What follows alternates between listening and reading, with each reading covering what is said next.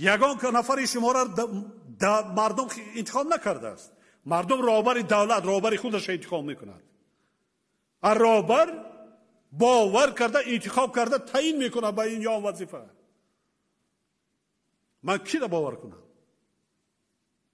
با کی سپرشتیم؟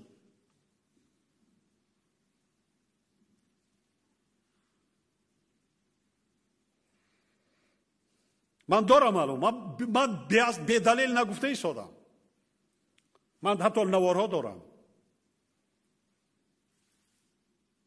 بعضنش خنده ها رو بعضن تا این اندازه رهبر دولت و دیگرها را وای میکنید، حساب میکنید که نمیرسه. حالا زمانی هست که دیگر پنهان کردن نمیشود. یگان چیزه برای چی من شفافیت گفته ایستادم. فعالیت کاری ما شما از رهبر دولت سرکرده برای مردم آینه برای معلوم باشد. مردم باید داند درآمد و برآمد و زندگی و حرکتی ما شما خدمتچیان دولتی ده. برای ما شما یگان قانون و کنستیتوسیون دیگر نیست. کنستیتوسیون یک است. قانون‌های عمل کننده برای همه شهروندان است.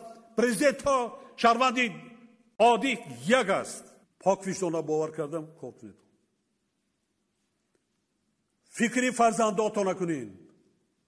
لیکن شما سوگند یاد کردین، راه همین راه انتخاب کردین که صادقانه خدمت میکنین، کار میکنین.